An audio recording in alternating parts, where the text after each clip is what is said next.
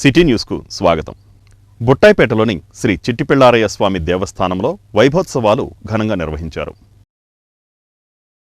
బుట్టాయిపేట చిట్టిపిళ్ళారయ్య స్వామి దేవస్థానంలో వైభవోత్సవాలు ఘనంగా నిర్వహిస్తున్నారు. ఇందులో భాగంగా శ్రీ శతచండీ యాగ సహిత శ్రీ మహారుద్రయాగం ఈ నెల 18 నుండి 24వ తేదీ వరకు జరుగును. దశమ వార్షిక వైభవోత్సవ కార్యక్రమం నిమిత్తం విష్ణుభట్ల సూర్యనారాయణ శర్మ కరపత్రాలను ఆవిష్కరించారు. ఈ కార్యక్రమంలో దేవాలయ ప్రధాన అర్చకులు ఘంటసాల మురళీమోహన్ శర్మ, చిట్టిపిళ్ళారయ్య సేవాదళ్ సభ్యులు కొత్తగుండు శివప్రసాద్, మాదిరెడ్డి అంజిబాబు, కంతేటి రాము, అనుముకొండ సాయిబాబు, చలంకుర్తి ప్రభాకర్ తదితరులు పాల్గొన్నారు. బుట్టాయిపేటలో వేంచేసి ఉన్నటువంటి అత్యంత పురాతనమైనటువంటి ప్రాచీనమైన దేవాలయం శ్రీ చిట్టిపిళ్ళారయ్య స్వామి వారి దేవాలయం 252 సంవత్సరాల క్రితం 1772లో స్వామివారు స్వయంభువుగా ఆవిర్భవించినటువంటి ఈ క్షేత్రంలో తరువాత కాలంలో వల్లభా గణపతి పంచాయతన క్షేత్రంగా విరాజిల్లుతోంది. 2015వ సంవత్సరం నుంచి కుంభాభిషేకం నిర్వహించుకుని గత 10 సంవత్సరాలుగా అనేక వైదిక సాంస్కృతిక కార్యక్రమాలు ఇక్కడ జరుగుతూ ఉన్నాయి. ఈ కుంభాభిషేకం జరిగినటువంటి 10 సంవత్సరాలు పూర్తయిన సందర్భంలో ఈ నెల మార్చి 18వ తారీఖు నుంచి 24వ తారీఖు వరకు దశమ వార్షిక వైభవోత్సవాలు సప్తాహ్నిక దీక్షగా 7 రోజుల పాటు చాలా విశేషమైన కార్యక్రమాలు జరగబోతున్నాయి. దీంట్లో మహారుద్ర యాగం జరుగుతోంది, అలాగే శతచండీ యాగం జరుగుతోంది, 100 చండీ హోమాలు, 1350 రుద్రాలతో రుద్రహోమాలు. దోమల వ్యాప్తి, నీటి కాలుష్యం వల్ల ప్రబలే సీజనల్ వ్యాధుల పట్ల అప్రమత్తంగా ఉండాలని జిల్లా కలెక్టర్ డికే బాలాజీ అధికారులను ఆదేశించారు. దోమల వ్యాప్తి, నీటి కాలుష్యం కారణంగా ప్రబలే సీజన్ వ్యాధుల పట్ల అప్రమత్తంగా ఉండాలని జిల్లా కలెక్టర్ డికే బాలాజీ అధికారులను ఆదేశించారు. కలెక్టరేట్లోని తన ఛాంబర్లో ఆయన జిల్లాలో సీజనల్ వ్యాధులు వ్యాప్తి నివారణకు తీసుకోవలసిన చర్యలపై వైద్య ఆరోగ్య, మున్సిపల్, గ్రామీణ నీటి సరఫరా, జిల్లా పంచాయతీరాజ్, బీసీ, సాంఘిక సంక్షేమ శాఖల అధికారులతో సమీక్షించారు. ఈ సందర్భంగా జిల్లా కలెక్టర్ మాట్లాడుతూ సంబంధిత శాఖల అధికారులు సమన్వయం చేసుకుంటూ సీజనల్ వ్యాధుల నివారణకు చర్యలు చేపట్టాలన్నారు. దోమల వ్యాప్తి వల్ల డెంగ్యూ, మలేరియా వంటి విషజ్వరాలు ప్రబలకుండా అవసరమైన చర్యలు తీసుకోవాలని, నీటి కాలుష్యంతో వ్యాప్తి చెందే డయేరియా, కలరా వంటి వ్యాధుల నివారణకు ముందస్తు చర్యలు చేపట్టాలన్నారు. దీనికోసం ముందుగా డిఎంఎండ్హెచ్ఓ అధికారితో కూడిన జిల్లా స్థాయి కమిటీ, అదేవిధంగా మండల, గ్రామస్థాయి కమిటీలు ఏర్పాటు చేసి పనిచేయాలని సూచించారు. జిల్లాలో ఎక్కడన్నా డయేరియా వంటి కేసులు నమోదైనట్లు తెలిస్తే తక్షణమే స్పందించి నివారణ చర్యలు చేపట్టాలని, ఈ విషయంలో నిర్లక్ష్యంగా వ్యవహరిస్తే కఠిన చర్యలు తీసుకుంటామని కలెక్టర్ హెచ్చరించారు. ఈ సమావేశంలో డిఎంహెచ్ఓ డాక్టర్ శర్మిష్ట, ఆర్డబ్ల్యూఎస్ అధికారి నటరాజన్, బీసీ వెల్ఫేర్ అధికారి రమేష్, డిపిఓ జె అరుణ, మున్సిపల్ కమిషనర్లు, ఎంపీడీఓలు తదితరులు పాల్గొన్నారు. గత కొన్ని రోజులుగా నగరంలో మున్సిపల్ అధికారులు ఆక్రమణల తొలగింపు ప్రక్రియను కొనసాగిస్తున్నారు. గత కొన్ని రోజులుగా నగరంలో మున్సిపల్ అధికారులు ఆక్రమణల తొలగింపు ప్రక్రియ కొనసాగిస్తున్నారు. ఇందులో భాగంగా ఆర్టీసీ బస్టాండ్ సెంటర్ పరిసర ప్రాంతాలలో పదుల సంఖ్యలో వెలసిన బడ్డీ కొట్లను తొలగించారు. నగరంలో ఆక్రమణల తొలగింపు నిరంతరం కొనసాగుతోందని మున్సిపల్ అధికారులు తాజా చర్యల ద్వారా స్పష్టం చేస్తున్నారు. ఆక్రమణల రహిత నగరంగా మచిలీపట్నంను తీర్చిదిద్దేందుకు గాను నగరపాలక సంస్థ అధికారులు గత కొన్ని రోజులుగా నగరంలోని పలు ప్రాంతాలలో ఉన్న ఆక్రమణలను తొలగిస్తున్నారు. దశాబ్దాల తరబడి ఈ ప్రాంతంలో కొంతమంది రోడ్డును ఆక్రమించుకొని బడ్డీ కొట్లు పెట్టి వ్యాపారాలు కొనసాగిస్తున్నారు. ఈ ఆక్రమణల వల్ల ఆ రోడ్డులో తీవ్ర ట్రాఫిక్ సమస్య ఏర్పడుతోందని అధికారులు పేర్కొంటున్నారు. ఈ నేపథ్యంలో ఉదయం నుంచి ప్రొక్లైన్లతో మున్సిపల్ సిబ్బంది, పోలీసుల సహాయంతో ఆక్రమణలను తొలగించారు.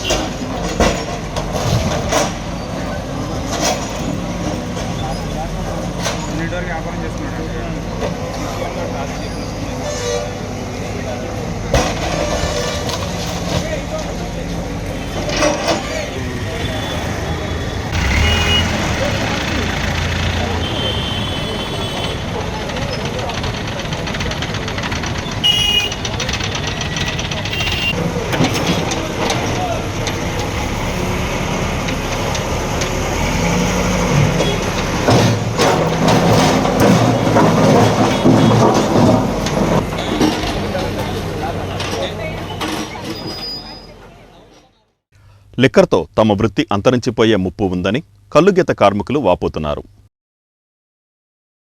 లిక్కర్తో తమ వృత్తి అంతరించిపోయే ముప్పు ఉందని కల్లుగీత కార్మికులు వాపోతున్నారు. తమ సమస్యలను పరిష్కరించి జీవనోపాధి కల్పించాలని కల్లుగీత కార్మికులు కోరారు. తక్షణమే పెడన ఎమ్మెల్యే కాగిత కృష్ణప్రసాద్ స్పందించి తమ సమస్యలను ప్రభుత్వం దృష్టికి తీసుకువెళ్లి తమకు జీవనోపాధి కల్పించాలని కల్లుగీత కార్మికులు కోరారు. చీప్ లిక్కర్తో తమ వృత్తి అంతరించిపోయే ముప్పు ఉందని కాగిత గోవిందు, రాజులపాటి పాములు, సెలపాటి నగేష్, మాదు వెంకటేశ్వరరావు, నారగాని శ్రీను, గోడవల్లి శ్రీహరి, సోదగాని శ్రీహరి తమ ఆవేదనను వ్యక్తం చేశారు. కొన్ని సంవత్సరాల నుంచి దీని మీద ఆధారపడి ఉన్నాం. మేము ఆధారపడి ఉంటే ఇది చీప్ లిక్కర్ రావటం వల్లని మా జీవనోపాధి పోయింది. ఇక్కడ 26 బర్రెలు గీసాయి. ఇప్పుడు అందరు కలిసి జీవనోపాధి పోయి ఒక 10 మందికి ఇస్తున్నాం. 10 మందికి కూడా ఏమి లాభం లేదు. కళ్ళు తాగిన వాళ్ళు ఉండలేదు. దానివల్ల మీరు దయించి మా యందు ప్రభుత్వం దృష్టికి తీసుకెళ్ళి మాకు ఏదైనా సాయం చేయాలని కోరుతున్నాం. జీవనోపాధి కోల్పోయింది. చీప్ లిక్కర్ 100 రూపాయలు అయిన తర్వాత మా జీవనోపాధి కోల్పోయింది. దాని గురించి మీరు ఎమ్మెల్యే గారు స్పందించి ప్రభుత్వం దృష్టికి తీసుకెళ్లాలని కోరుతున్నాము. మా గీత కార్మికుల తరఫున మేము మాట్లాడుతున్నాము. మీరు మా మీద దయించి 26 బల్లలు ఉండే 26 బల్లల కుటుంబాల జీవనోపాధి కోల్పోయింది. దాని గురించి మీరు గట్టి చర్య తీసుకోవాలని కోరుతున్నాం. 40 సంవత్సరాల మట్టి గీత కార్మికులు అందరం గీతున్నాము. 26 బల్లలు ఇక్కడ పెడల్లో మేము ఇప్పుడు అంతా ఖర్చు అంటూ అవుతులేదు. ఏదో 2 తాళ్ళు తీసుకెళ్ళినా కొద్ది ఖర్చు అవుతులేదు. ఈ జీవనం వల్ల మీరు ఏదో తీపిచ్చి సీపికల వల్ల వర్షం వల్ల శుభ్రంగా ఇప్పుడు అంతా పడిపోయింది. మా వ్యాపారం ఇది వరకల్లా అంతా బాగానే ఉండేది. ఇప్పుడు తాళ్ళు ఎక్కలేకపోతున్నాం. అట్టాగే 4 తాళ్ళు తీసుకుంటున్నాం. మేము కొత్తగా వచ్చే కుర్రోళ్ళు తీసుకుంటేనే కానీ ఇప్పుడు మేము అందరం కాడ ఉండేవాళ్ళం అందరం కాడ ఎక్కలేకపోతున్నాం. మా మీద దయ ఉంచి కొంచెం శుభ్రంగా మాకు ఏదైనా ఏర్పాట్లు చేయండి. కృష్ణా, గుంటూరు జిల్లాల పట్టభద్రుల ఎన్నికలలో కూటమి అభ్యర్థి విజయం సాధించడం పట్ల టీడీపీ నాయకులు హర్షం వ్యక్తం చేశారు. కృష్ణా, గుంటూరు నియోజకవర్గ పట్టభద్రుల ఎమ్మెల్సీ ఎన్నికలలో కూటమి అభ్యర్థి ఆలపాటి రాజేంద్ర ప్రసాద్ ఘన విజయం సాధించడం పట్ల మచిలీపట్నం తెలుగుదేశం టీడీపీ కార్యాలయంలో స్వీట్లను పంపిణీ చేసి తమ ఆనందాన్ని వ్యక్తపరిచి రాజేంద్ర ప్రసాద్కు శుభాకాంక్షలు తెలియజేశారు. ఇంతటి ఘన విజయానికి సహకరించిన కూటమి నాయకులకు, పట్టభద్ర ఓటర్లకు కృతజ్ఞతలు తెలియజేశారు.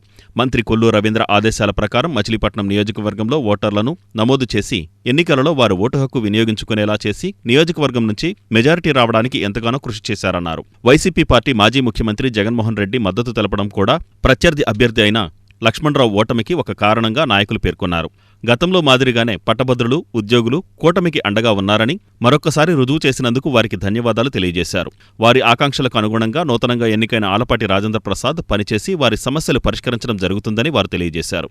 ఈ కార్యక్రమంలో గొర్రెపాటి గోపీచంద్, మోటమరి బాబాప్రసాద్, ఇలియాస్ పాషా, పిప్పళ్ల కాంతారావు, మరకాని పరబ్రహ్మం, దేవరపల్లి అనిత, కరెడ్డ సుశీల, పి పద్మజ, లంకిశెట్టి నీరజ తదితరులు పాల్గొన్నారు. కృష్ణా, గుంటూరు జిల్లా 90,000 మెజారిటీ, 89,575 ఓట్లు మెజారిటీతో ప్రప్రమంగా మొదటిసారి అంత రికార్డు మెజారిటీ రావటం ప్రప్రథమం. దీనికి కారణం లక్ష్మణరావు గారు 2 సార్లు చేసి ఉండవచ్చు. మన ప్రాంతానికి ఎక్కువ పరిచయాలు ఉండి ఉండవచ్చు. ఎప్పుడైతే జగన్మోహన్ రెడ్డి లక్ష్మణరావు మనాడు మనం సపోర్ట్ ఇవ్వాలని పత్రికాముఖంగా ప్రకటన ఇచ్చాడో అప్పుడే అయిపోయాడు లక్ష్మణరావు. అతనికి జగన్మోహన్ రెడ్డి వ్యతిరేక ఓటు మొత్తం కూడా తెలుగుదేశం అభ్యర్థికి, కూటమి అభ్యర్థులకి పట్టడం, విజయం సాధించడం. దీంట్లో బందరు నియోజకవర్గానికి సంబంధించి రికార్డు స్థాయిలో మేము ముందుగానే ఓట్లను చేర్పించడం, తెలుగుదేశం పార్టీ ప్రతి స్థాయిలోనూ కొల్లు రవీంద్ర గారు ఎంతో ఉత్సాహపరిచి మమ్మల్ని అందరినీ కూడా కథన రంగంలోకి దింపారు. దీంట్లో అందరూ కూడా బాబాప్రసాద్ గారు, మరి క్లస్టర్ ఇన్ఛార్జీలు, వార్డు అధ్యక్షులు, మరి అది ఏదే విధంగా బూత్ కన్వీనర్లు అందరూ కూడా ఓట్లు చేర్పించడంలో కానీ, ఓట్లు పోల్ చేయించడంలో కానీ చక్కగా ఒక ఆర్గనైజేషన్ జరిగింది.